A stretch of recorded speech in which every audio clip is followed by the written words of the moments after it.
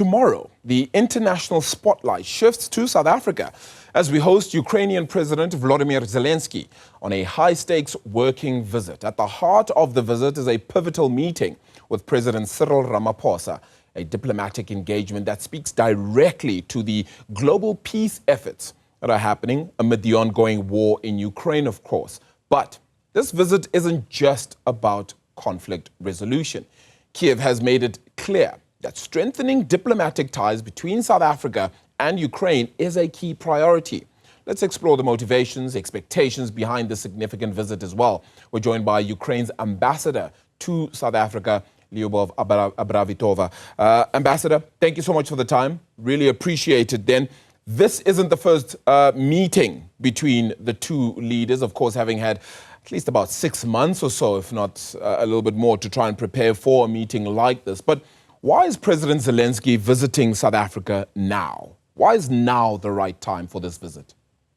Good morning, Arabili, and thank you for having me today. The visit of President Zelensky is happening on invitation of His Excellency President Ramaphosa, and it is the next step towards the strengthening of our bilateral dialogue. I think this is the answer that you would hear from every ambassador on the eve of any visit. But I would tell you that this visit is really very significant for both Ukraine and South Africa. It is happening in the times when Russia continue its war of aggression in Ukraine, where it's ignoring any attempts to ceasefire, any attempts to get to the table of negotiations. And of course, it's coinciding with that time when we are trying to build a lot of partnerships bilaterally to make ourselves stronger. And this probably will be in the focus. But let me also say that this official visit of President Zelensky will be the first visit of Ukraine's president to South Africa in all the history of our bilateral relations. It speaks for itself that we have very high expectations regarding the future agenda and the way forward. Yeah, very, very interesting. What are relations like, though, between South Africa and Ukraine right now? Especially considering that previously South Africa refused to condemn Russia's invasion of Ukraine and rather abstained from quite a bit of the voting. We, first of all, have witnessed the constant and permanent position of South Africa that we acknowledge, and we believe that every country has the right to choose its stance and position.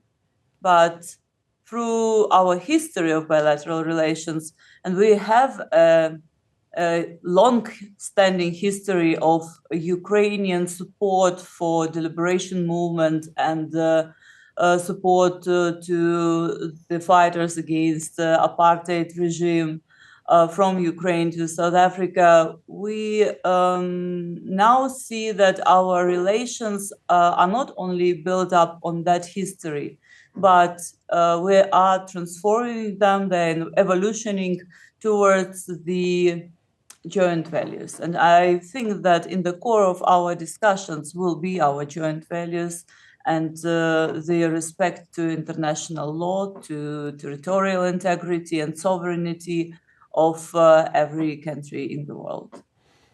Does that mean that it's fair to say, perhaps then, that South Africa is now closer to Ukraine, or Ukraine is now closer to South Africa than it is even to the United States, considering the recent stance held by the Trump administration in the United States?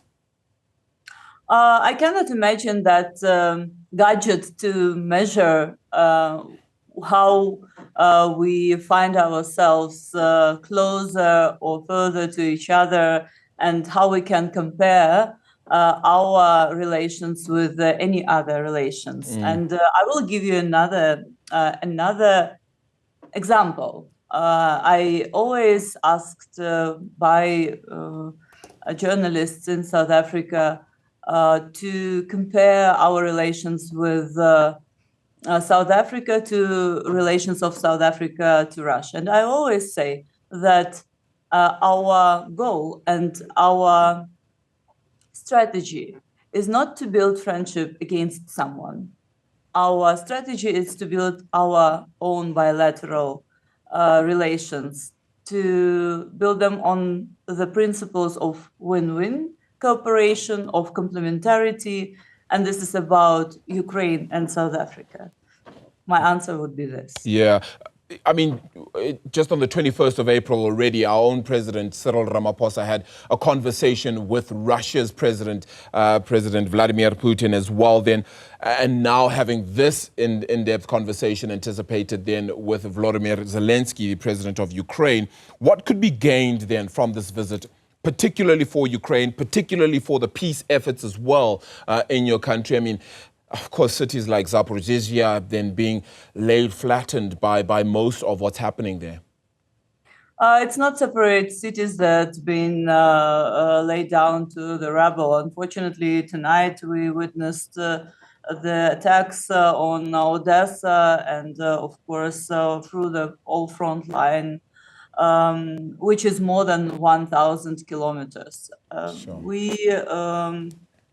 We think that it is important to have a dialogue, but the dialogue has to be substantial, and the substance around Ukraine-South African dialogue is built and growing through the initiatives that we already have. You know that both presidents had discussions during the visit of African leaders to Ukraine in the beginning of invasion. So the current one can be the continuation partly of what was discussed previously. We still have outstanding crucial issues such as return of Ukrainian children from captivity in Ukraine. It's more than, I want to remind our listeners and viewers that it's more than 19,000 Ukrainian children that were abducted and taken to the territory of Russia. We need to take our future, our children back home. And we believe South Africa can play a role, but also the experiences that South Africa has during building of its own and achieving its own democratic stance and position in the world and in the country. That's something that, as experience, we want to learn and to share our experience and see how we can be complementary to each other. Yeah, because some would ask that perhaps would be the key question mark here, whether South Africa can actually help in resolving the situation then happening, of course, in Ukraine then. Has South Africa invited Ukraine to G20 participation? Of course, while Ukraine isn't in the G20, South Africa is inviting non-G20 members to, of course, participate in conversations and perhaps the context of that being global peace, a global order, a global understanding of law being very important to that conversation. Has that happened at all? Or do you anticipate that this visit could bring that? A very good and very important question. Ukraine is not the part of G20 yet, I would say, not now, but to be invited as the guest of honor for any country in the world is the big honor, but also acknowledgement that without this particular country, the goals of certain leadership or goals of certain presidency in the organization are not achievable. And we do believe that Ukraine has the role to play, particularly in such sectors as food security, as science and technologies and innovations, of course, digitalization. We are standing ready to offer our expertise, experience, and knowledge to to the world, of course, to the platform of G20, and it's a dialogue. We will see where it will bring us. You see, the world is very, it's changing very fast and very dramatically. So it will be very naive to give predictions what's going to happen till November. But definitely, we are here, and if we would be invited, we would be glad to contribute for the achievements of ambitious goals of South Africa during its presidency. Just very finally, if I may then, just on a global context as well, the continued support that Ukraine perhaps is getting as well from other global participants, is that strengthening, or do you feel that perhaps weakening just a little bit? I know you're ambassador to South Africa from Ukraine, but just perhaps to get your sense of understanding of where things lie globally. My sense would be that the support is recalibrating, and there is different type of support. The political one, the economic one, the support through establishment of pressure, economic pressure, political pressure, isolation towards aggressor country, towards terrorist country, which is Russia.